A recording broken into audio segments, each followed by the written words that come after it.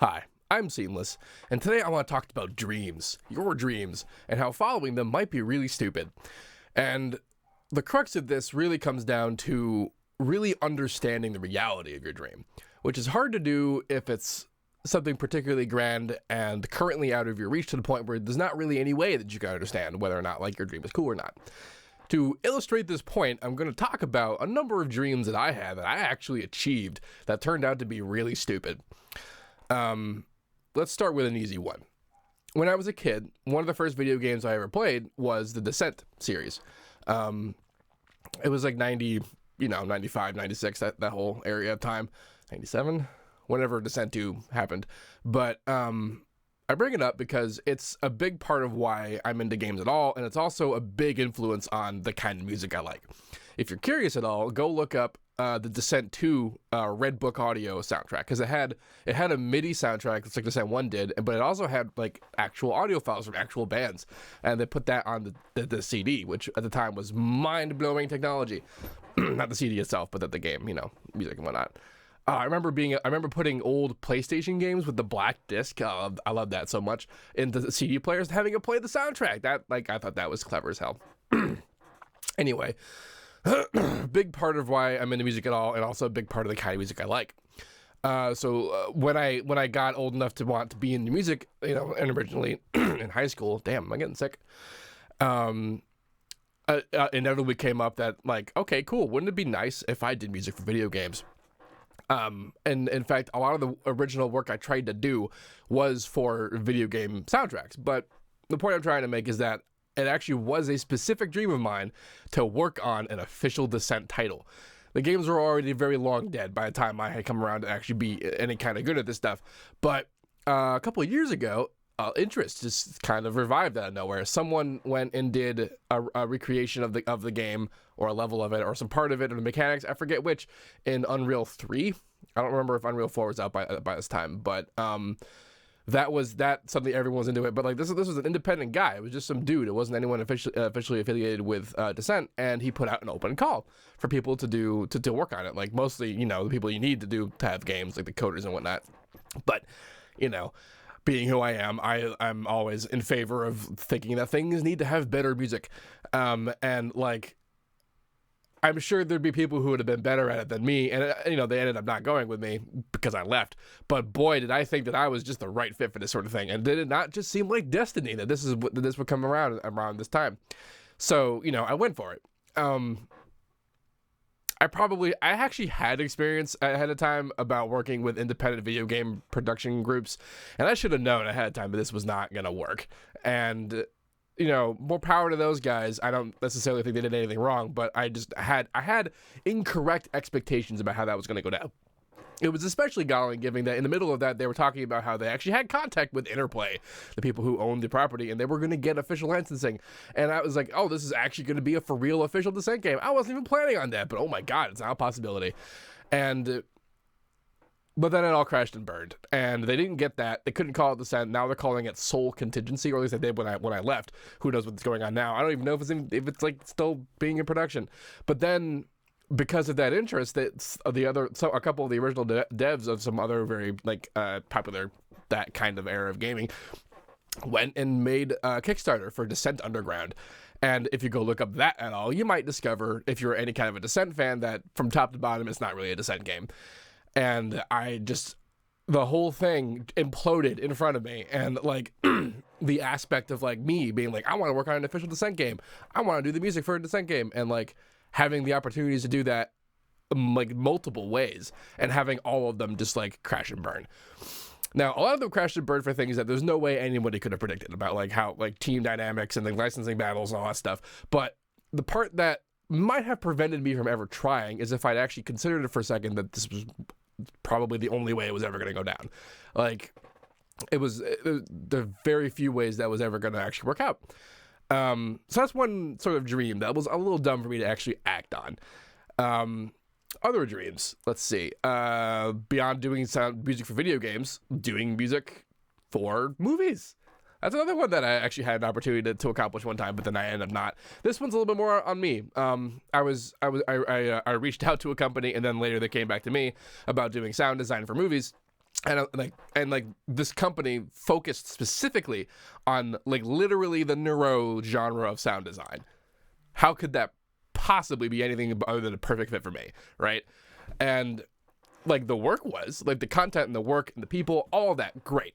It's just that I had no idea how that industry actually worked.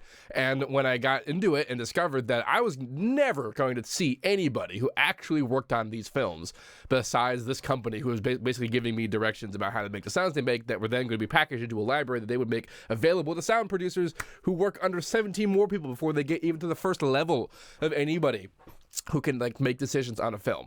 So not quite the sort of environment I expected. But then again, why should I have expected anything else? Like, how did I think that was going to go down? And like the answer was I didn't really research ahead of time. I didn't think about it. All this stuff, I just kind of blindly went after it. And that turned out to be really stupid. So that's what I'm talking about when I mean that like following your dreams might be stupid. If you don't actually know how the environment in which your dreams live works. And then you, even better, like not even just like going for it in general, but like forming your life around that you are going to go for it, only to discover none of that works how you want it to work. And so all of this preparation you did, probably for years, what did it amount to? Why did you spend your time doing that? And like, I'm talking about this because I encounter this all the time with the students that I do during my camp lessons, which are not back yet. They're going to be back. They're coming. Don't worry about it. But all the time, like they have a particular idea, you know, much more sort of mundane ideas about like just being a musician, being a DJ, touring and performing, and like what it's like to interact with other artists, what it's like to do the work at that level. And the assumptions that these guys had about how it worked were just not the case at all. Like, really basic stuff about like how remixes get done, where like you see artists do remixes of other artists at like at high levels, and you're thinking like, oh, these guys are probably bros and they're hanging out and like they made a really cool track, and then they went, no. The first guy went to the other guy and paid him to do it. That's pretty much the only way that happens at that level. I'm not saying that it doesn't happen the other way, but I'm just saying that's not the primary way it's done. And if you're like working towards that as a goal, thinking that that's how that's going to work, you're in for a seriously rude awakening. And I'm not saying you can't adapt. Plenty of people do that. Pretty much everyone who went up, who's there, is either someone who was like, who knew what this was ahead of time and went for that because that's what they wanted, or because they wanted something else, discovered that it wasn't going to be that way, and decided to make it work however they could. And this is how that is. Not saying that's not fulfilling. Not saying that's not, you know, a good idea. But if you're not planning for that, then like there's also just a huge chance of a particular kind of failure that you really, really want to avoid, where you spend a long time achieving a goal that doesn't exist. And that is really what I want you to take away from this discussion about like really examining where you're trying to go. Here's another example of something that didn't really work out for me. I went to college for music. Bad idea in general. At least it would be a bad idea if I understood my goals. Like a lot of people, I thought to myself, okay, well, I want to work in an artistic industry, so I'm gonna go get an artistic degree, because that's what you do with other industries. You go get your engineering degrees or whatever, so you can go engineer stuff. So why not go get a music degree so you can do music stuff? Like, I thought that way too. You know, it's fine. If you're gonna go into like music education, like beyond what I do, like this is, you know, technical stuff and tutorials or whatever. But if you're gonna teach like music theory and like choruses and orchestras and conservatories and that kind of crap, then yeah, you want to go get a music degree. But if you're gonna just be a DJ or produce electronic music, nothing about a college education is going to help you. Nothing about that is going to help you have a career, unless you go to some place that's sort of like designed to teach you how to have a career. But those places I don't necessarily trust. I don't really have any reason for that. I don't have any information about any of these things because I didn't really need that. But I just don't really trust those places. But I did drop out of college once I realized this was going to be futile. And my first plan was to open up a recording studio. You're looking at it. This is the place I built. I built this place. And the room back there that you've never seen because, actually, I guess you have seen it because there's videos of me on drums in there. But like, that's what I wanted to do. I wanted to record local metal bands. I wanted to have it like, and the reason that I thought this was a great idea is because my research yielded that there were a lot of recording studios in the area that were really expensive. And like a lot of the bands that I played with, because I was in the band at the time, I'm still in the same band, that people wanted to record, people could record, they were good enough to record. I could hear them, I could see them play. And I think that, okay, the only thing stopping them from getting an album is the cost. So I'm like, okay, I'll just open up a brand new studio, be wildly inexpensive, and deliver, you know, top quality work. Because like the technology could come around to the point where you could do that with, you know, relatively nothing. Turns out though, like my assumptions about what musicians wanted were just so far off base that business model was never going to be sustainable. And I'm not even really sure how I would have found that out if I decided I wanted to go find that out, because I have to feel like even the people I've talked to about the other musicians, when I ask them about what they want to get recorded or an album, they're all like, oh yeah, totally, like what, sure, of course.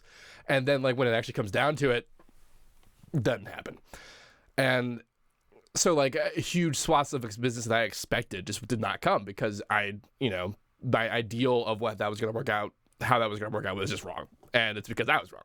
But I did spend a year building this place. I spent a lot of time researching things like acoustics, and I learned how to record things on my own to test stuff so I could even be good enough to do this. I did all of that so that I could have a recording, like a successful recording studio. This is before Seamless stuff. This is before I did anything on YouTube that wasn't just stupid Grand Theft Auto videos. That was going to be my thing, right? That was my dream. That was the thing. And it imploded immediately. And it imploded for reasons that I could have prepared for if I did the necessary research and if I like really sat down and thought about, is my dream stupid? Is our children learning? The other part of it, though, is avoiding the sunk cost fallacy. Like I just explained about how I put a whole bunch of effort into this place and like the years and whatever. I did try for a long time after that to make the recording studio work. I even had a business page. It was called Caldera Studios, which was the name coined by the vocalist of my metal band Krakatoa. It's a volcano theme. You see how that works? And the sunk cost fallacy is when you've put so much work into something that is not going to pan out, but you keep doing it because you've put so much work into it.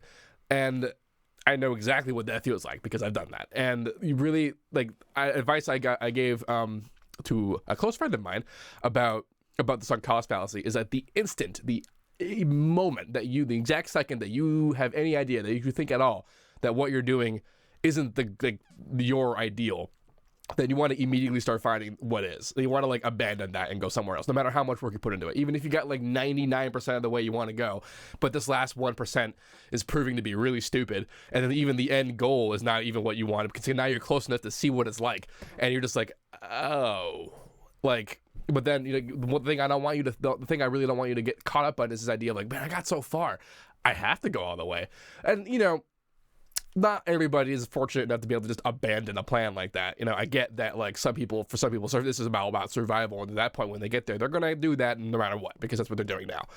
And, like, I'm not going to begrudge you that. I'm just saying, like, if you've got like the means, the opportunity, the wherewithal to abandon a plan because it's stupid, you should abandon that plan. Like, whatever it is. If it's maybe a genre that you thought you liked, but you got into, or like, but maybe now you're known for that genre, like, but something, like, if it ain't doing it for you, like, don't stick around for it, that kind of thing. Like, it's not gonna work out well if, like, you'd hate what you do. Is what that's about. But yeah, dreams, are they stupid? You should find out. If you have any questions about this, let me know. Don't forget to like, comment, subscribe, and all that, and keep dreaming. One way or another, but just be smart about it.